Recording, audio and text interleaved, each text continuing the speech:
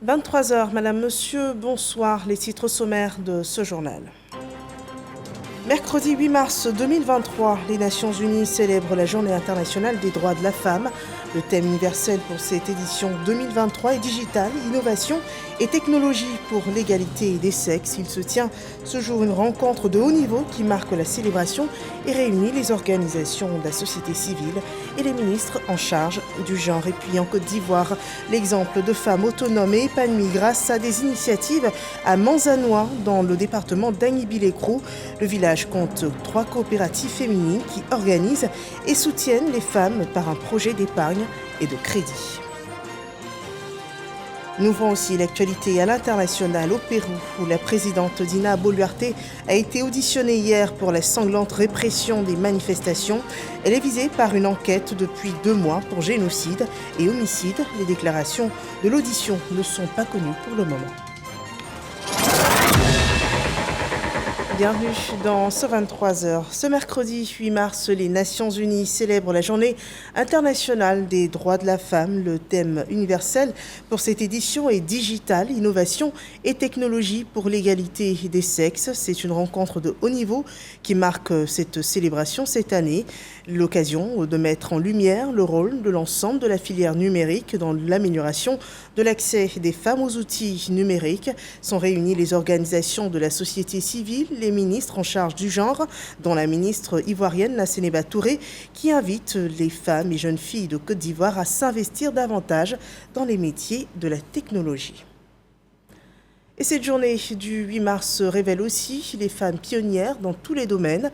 Dans le secteur de la police nationale, ils sont 350 à être mises en avant et servir d'exemple, selon ce reportage de Walter Amadou Ouattara. Être femme fonctionnaire de police devient de plus en plus une réalité en Côte d'Ivoire. Agent moto ou élément de l'unité de régulation de la circulation routière ou encore officier, elles n'ont rien à envier à leurs collègues hommes. Ce 8 mars, à la préfecture de police d'Abidjan, leur mérite et celui de leurs dévancières sont mis en lumière. Le directeur général de la police nationale, Youssouf Kouyaté, présente 5 pionnières de l'institution. Elles se sentent très honorées et ne manquent pas de souligner les avancées en ce qui concerne la promotion de la femme au sein de la police nationale. Notre reconnaissance à M. le ministre de l'Intérieur et de la Sécurité, le général de corps d'armée, Diomandé Bagondo, qui pour nous est un allié pour l'amélioration et l'affirmation de nos droits et de nos vertus. J'ai 36 ans de police, je suis rentrée à 18 ans, j'ai commencé sous-officier, c'est-à-dire 1V, aujourd'hui je suis commissaire. J'ai dit à mes filles là qu'on peut arriver. Elles peuvent arriver si elles veulent. Et elles n'ont qu'à tout faire pour arriver où je suis aujourd'hui. À l'occasion de la commémoration de la Journée internationale des droits de la femme, le ministre de l'Intérieur et de la Sécurité trouve des justes mots afin d'encourager ces femmes fonctionnaires de police. Je me tiendrai, conformément aux instructions du président de la République, à vos côtés pour tout ce qui pourra permettre de vous rendre encore plus efficace. Vous incarnez l'image que nous voulons inculquer à notre police nationale. L'image de la police qui se rend complice des populations. Et en retour, qui a toute la confiance des populations. Qui mieux qu'une femme peut initier cette confiance? Vous êtes à l'honneur et vous serez toujours à l'honneur. Aujourd'hui, elles sont au nombre de 3000, ce qui représente 13% de présence féminine au sein de la police nationale. L'objectif visé est de 30%. Et à l'image de la police nationale qui ambitionne de faire évoluer la représentativité des femmes dans ses rangs, cette journée du 8 mars est une occasion pour faire le point sur les avancées en termes d'égalité de genre ainsi que les tares. Et dans notre pays, l'axe prioritaire de cette journée est d'identifier les leviers d'inclusion sociale et économique des femmes. Angela Diallo et Didier Nguessan nous en disent davantage. La Journée internationale des droits des femmes 2023 porte sur les leviers d'inclusion sociale et économique des femmes en Côte d'Ivoire. Il s'agit de montrer la nécessité des technologies et d'une éducation numérique. Le lancement officiel s'est tenu le 18 février dernier avec environ 6 000 personnes interconnectées. Cette année, comme innovation, le digital est au cœur des préoccupations. Le digital, en fait, c'est pour apprendre. Il y a des gens qui sont aujourd'hui autodidactes grâce au digital. Internet est bon pour les femmes parce qu'ils peuvent aujourd'hui mettre les marchandises sur Internet pour que ça puisse les aider à avoir plus de clients. Pour le réseau ivoirien pour la défense des droits de l'enfant et de la femme, RIDEF, le digital peut servir de canal pour dénoncer les cas de violence basés sur le genre. Depuis l'année dernière jusqu'à maintenant, je pense 70% des personnes qui sont venues nous rencontrer, c'est via WhatsApp, via le site web. À nos autorités de rendre vraiment Internet accessible pour ne pas que ce soit un frein à l'accès à cet outil-là par les femmes. Selon la Banque mondiale, seulement 12% des femmes africaines ont accès à Internet. L'État de Côte d'Ivoire entend susciter l'engouement des femmes pour le numérique. À cet effet, le Salon de la Journée internationale de la femme et de la jeune fille a été instauré. La première édition se tiendra les 24 et 25 mars prochains. Et dans la commune de Yopougon, les femmes réclament le financement de leurs projets pour leur autonomisation. Un besoin exprimé au cours d'une cérémonie en présence du président de l'Assemblée nationale, Adama Bictogo. Suivons ce point de Michel Digré. Je suis venu ici avec vous parce que je veux pour vous et avec vous, je veux que les femmes soient épanouies. L'autonomisation des femmes de Yopougon au cœur de la célébration de la Journée internationale de la femme. Les associations féminines de cette commune ont répondu massivement à l'appel d'Adama Bictogo qui a matérialisé ses promesses faites au cours de ses récentes tournées. Plusieurs femmes ont reçu des chèques pour des activités génératrices de revenus.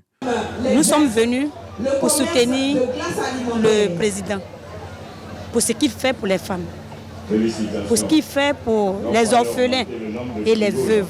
Je souhaite vraiment à mes soeurs qui n'ont pas encore reçu ces dons-là, ils n'ont qu'à continuer à se battre, à travailler et avoir des projets concrets pour pouvoir profiter de ce don-là. Adama Bictogo n'entend pas s'arrêter là. Quand je viendrai vous rencontrer dans tous vos quartiers, les femmes, il y aura à mes côtés une banque. Parce que c'est un devoir citoyen. Et les banques ivoiriennes vont accompagner leurs sœurs de Yopougon.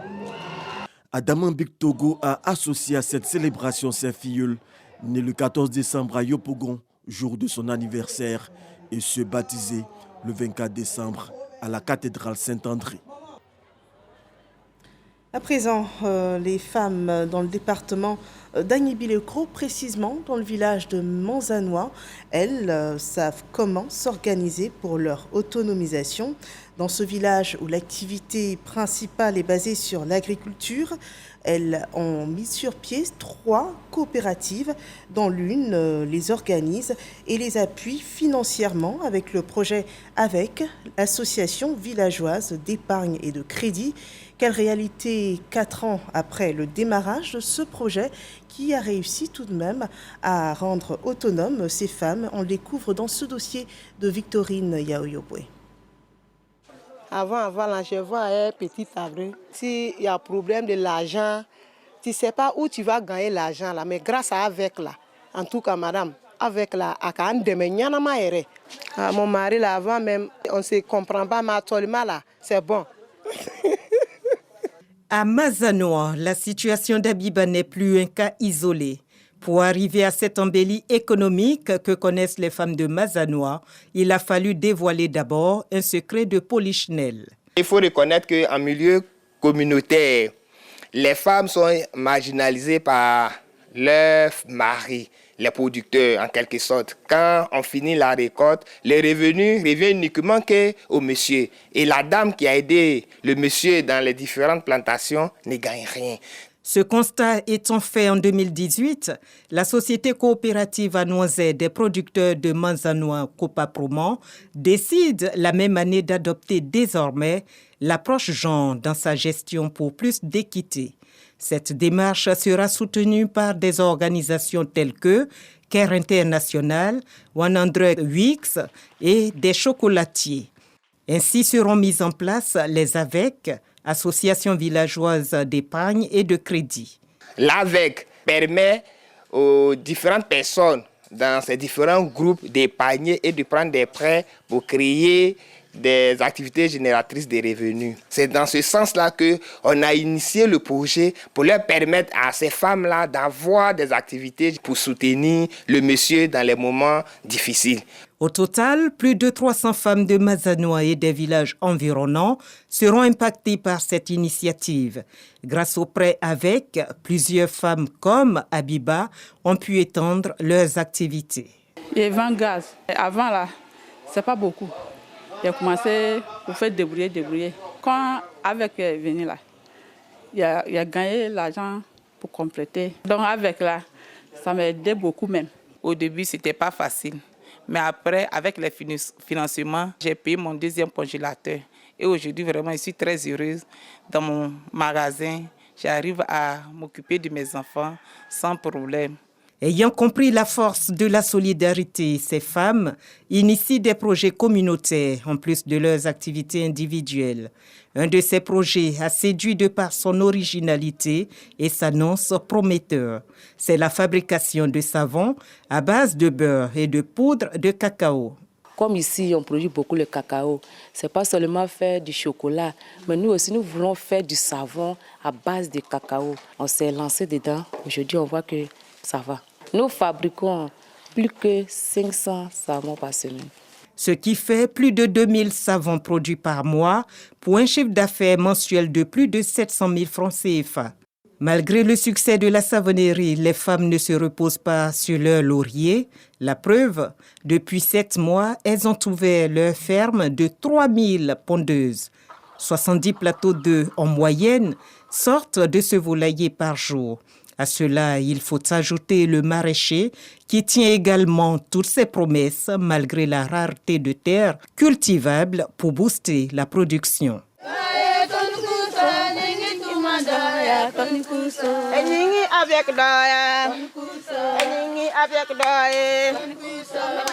Un autre projet qui retient toute l'attention de nos femmes entrepreneurs, c'est la fabrication d'atiké, de placali et de gari.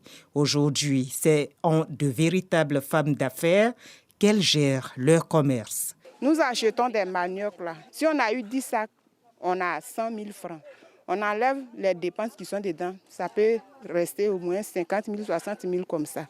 On dépose cet argent dans notre caisse. Il y a d'autres femmes aussi qui viennent prendre des prêts avec nous. Si on te donne 50 000 francs en venant avec l'argent au retour, tu dois nous donner 55 000 francs. Comme les 5 000 là sont nos bénéfices. C'est en fonction de ça, nous aussi, on prend pour faire nos besoins ici, dans notre société. Avec un chiffre d'affaires annuel de plus de 80 millions de francs CFA, l'engagement et la réussite des groupements de femmes de Mazanois font la fierté des responsables de Copa Promo pour qui le pari n'était pas gagné d'avance. Une bouffée d'oxygène au moment où plusieurs sociétés coopératives sont asphyxiées par le Cholen Shoot, le cancer du cacao. Depuis longtemps, on est resté derrière les hommes. Aujourd'hui, grâce à l'AVEC, beaucoup de femmes ont créé des AGR et elles ont envie de faire beaucoup plus de choses. Et même si aujourd'hui, la maladie du Cholen Shoot a fait qu'il n'y a plus de cacao, nos producteurs ne sont plus en difficulté financière parce que les femmes déjà les soutiennent financièrement à la maison de par leur activité. Dire qu'on est satisfait, oui, quelque part, parce que c'est un bon début. Si le début est bon, c'est que la suite sera meilleure. Et c'est ce que nous souhaitons pour nos producteurs. Les groupements de femmes ici ont suivi à la lettre toutes les consignes. Et aujourd'hui, nous pouvons dire que l'autonomisation de la femme est une réalité à Mazanois. Depuis le chef-lieu à Kobouassué, le sous-préfet encourage les 6 autres villages de sa circonscription administrative à imiter Mazanois et ses femmes entrepreneurs. Mazanois abrite 3 coopératives sur les 5. C'est un village qui a su par sa population, sa jeunesse, les femmes impacter le quotidien de la sous-préfecture par son travail. Moi, je pense que c'est la force du vivre ensemble. Ils ont compris qu'ensemble, ils pouvaient aller loin. Le défi actuel des femmes entrepreneurs de Mazanois, c'est booster et pérenniser leurs activités. Pour y arriver, il leur faut par exemple un moulin pour produire les aliments des pondeuses, des machines pour la fabrication du savon au cacao et pour la transformation du manioc. Voilà, de grandes initiatives qui marchent et qui montrent qu'il est utile de travailler à l'épanouissement de la femme. Et c'est d'ailleurs ce qu'exprime et ce que soutient cet auteur littéraire, Georgette Zamblé, dans son œuvre « La femme de mes rêves ». C'est rapporté par Serge Pakomdidi et Didier Nguessa. Féministe, experte en genre de développement, Georgette Zamblé retrace la jeunesse de son combat féministe dans l'œuvre littéraire « La femme de mes rêves ». À travers son histoire personnelle, ses motivations, les barrières qu'elle a pu briser, l'auteur veut laisser les traces et inspirer d'autres femmes. La femme de mes rêves, c'est l'histoire d'une féministe qui, dès son jeune âge, a compris qu'elle est égale en termes de droits aux jeunes garçons de son âge et aussi que la naissance d'une fille n'est pas un handicap, mais plutôt un privilège pour la société. C'est la justice, c'est le respect de la femme. C'est ça la valeur principale qu'il faut que nous retenions. C'est la dignité de la personne humaine tout simplement qui a des droits qu'il faut respecter. Et c'est la place qu'il faut laisser également à la femme sans la maintenir avec le syndrome de l'imposteur. La femme de mes rêves, une œuvre qui dit non à ce système qui tend à limiter la femme. Un combat qui requiert l'assentiment des femmes mais aussi des hommes. J'ai toujours été engagé, j'ai toujours été respectueux du caractère libre des femmes. Je pense que ce livre m'encourage en fait dans cette voie-là. Il s'agit donc pour Georgette Zamblé d'inviter chacune d'entre nous à ne pas oublier notre devoir de rêver et notre droit de rêver. Donc garder toujours le rêve de nos engagements et surtout s'impliquer encore plus en ayant conscience de ce que nous comptons. Une excellente coïncidence parce que le mois de mars, c'est le mois de la femme. C'est le mois où l'on doit parler des droits de la femme. Et c'est ce que fait ce livre. Tous les mots auxquels les filles et les femmes sont confrontées dans nos sociétés apparaissent dans ce récit. Dans cette œuvre de 140 pages, l'auteur dresse le profil rêvé de la femme, digne, ambitieuse et conquérante. La femme qui n'est plus sujette à des discriminations. Cette femme qui est consciente de sa place au sein de la société. Voilà, la femme de mes rêves, femme qui rêve, une femme qui s'implique et une femme qui s'affirme dans la société. Nous parlons à présent de formation politique avec le lancement de l'Académie des leaders politiques émergents du National Democratic Institute qui lance sa deuxième édition de cette formation, un programme de transition et d'inclusion politique qui vise 50 jeunes, des jeunes, également des femmes qui sont invitées à prendre une part active au débat politique en Côte d'Ivoire, selon ce commentaire de Ami Sissoko. 50 jeunes leaders, dont 25 femmes issues du RHDP, PDCI, FPI, PPRC, Leader et URD, qui aspirent à se présenter comme candidats aux prochaines élections locales ou en tant que membres d'une équipe de campagne, sont outillés à Korogo. C'est la deuxième édition du projet Académie des leaders politiques émergents en Côte d'Ivoire. Une action de l'Institut national de la démocratie NDI à travers son programme Transition et inclusion politique financé par l'Agence américaine pour le développement international USAID. À travers donc la formation de ces jeunes leaders, nous estimons pouvoir contribuer au renouvellement d'une classe politique formée, une classe politique qui apporte de la substance dans le débat politique pour la Côte d'Ivoire. L'objectif est la promotion de la démocratie et la continuation de la paix dans votre pays. Les thèmes abordés au cours de cet atelier pour aider les académiciens à mieux préparer leurs ambitions futures sont entre autres partis politiques et élections, stabilité et cohésion sociale, prise de parole en public, genre et leadership féminin en politique. C'est vraiment une formation qui nous a apporté beaucoup. Je voudrais vraiment rassurer les uns et les autres que nous, au sein du PPACI, je ferai de mon mieux pour aussi transmettre le savoir que j'ai eu ici à nos camarades. Il ne faut pas qu'on se braque sur le seul fait que ce soit les anciens qui doivent créer en fait, des conditions pour que nous soyons tellement à l'aise. Voilà, il faut aussi que nous aussi on donne en fait, de notre sort pour que les choses puissent bouger dans le bon sens. Une jeunesse mal formée est un danger. Donc avoir ce genre d'atelier qui permet de former, d'outiller la jeunesse est vraiment louable. Président, la cérémonie de clôture de cette session qui a duré 3 jours, le ministre de la Communication et de l'Économie numérique, Amadou Coulibaly, a exhorté les académiciens au dialogue dans les prises de décisions. Les animateurs des partis politiques aujourd'hui étaient des trentenaires au moment où leur parti naissait, ou bien alors des quadragénaires. Il n'y a donc pas de raison que ceux-là, devenus aujourd'hui octogénaires pour certains, ne laissent pas la place ou n'acceptent pas auprès d'eux les jeunes quadras qu'eux-mêmes ils ont été par le passé. Donc c'est en cela que nous leur avons recommandé donc de faire le plaidoyer pour montrer qu'ils ont aussi de la place. Le porte-parole du gouvernement a aussi souhaité que le projet Académie des leaders politiques émergents s'étende à l'ensemble des jeunes du pays. Voilà, la prochaine génération des politiciens ivoiriens se prépare donc. Revenons sur l'accueil du 2e vol affrété par le gouvernement de Côte d'Ivoire pour le rapatriement volontaire des Ivoiriens résidant en Tunisie. Hier soir sont arrivés 154 Ivoiriens, dont 11 bébés, selon les images commentées par Moussa Konaté.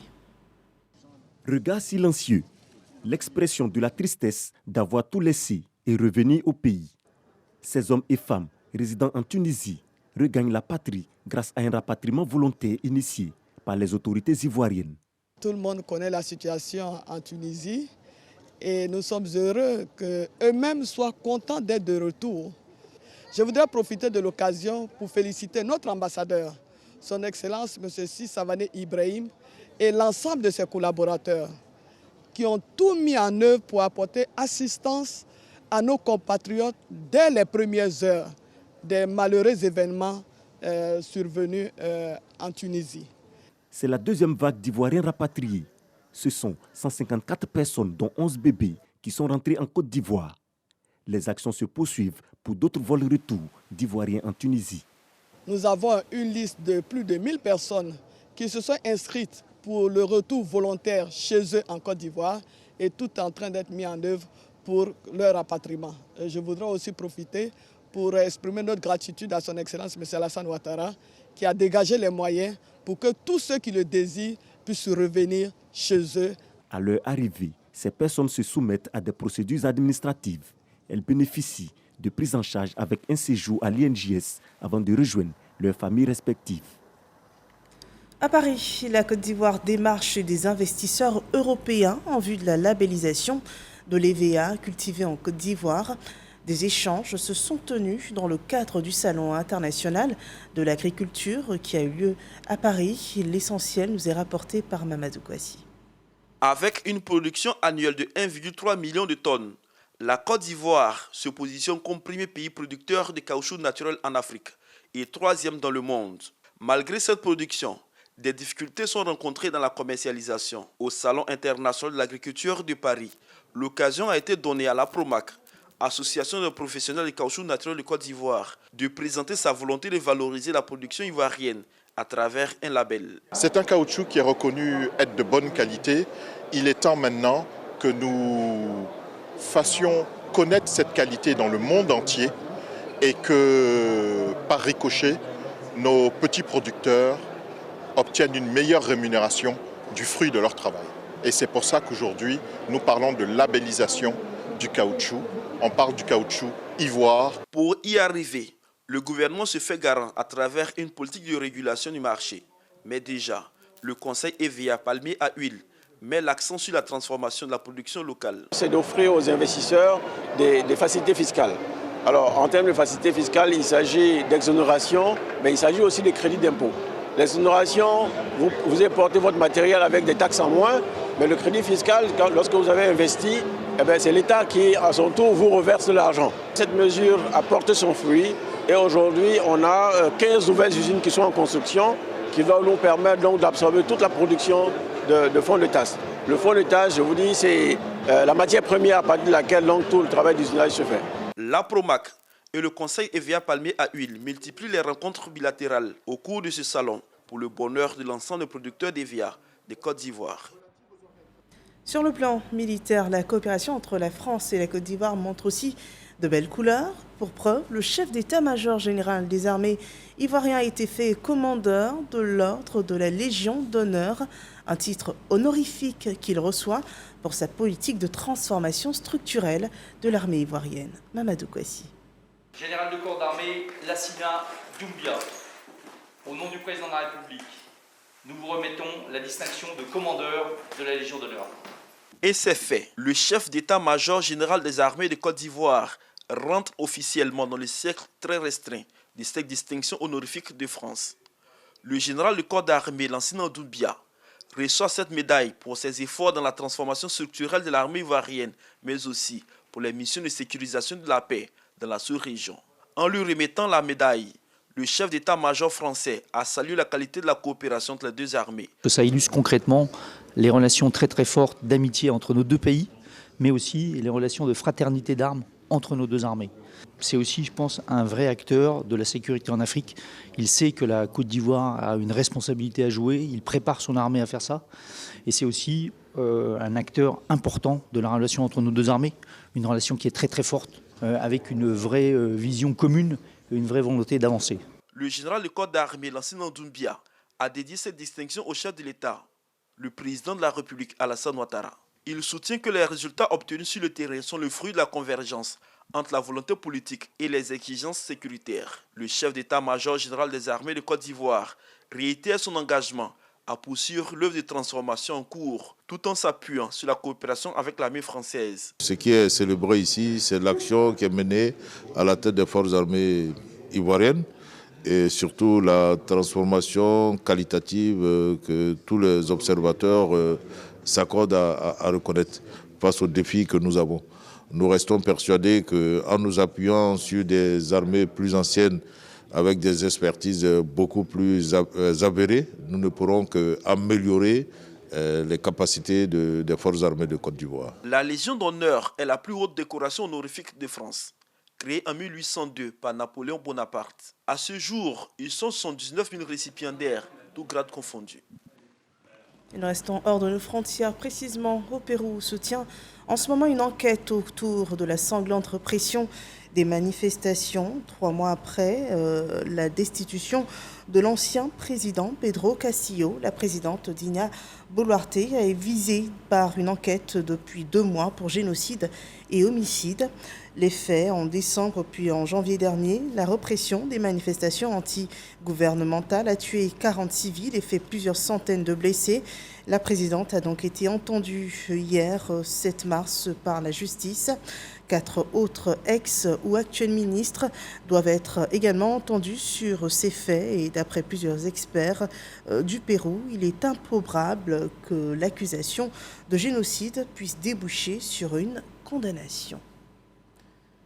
Voilà qui met un terme à cette édition d'information. Merci de nous avoir suivis.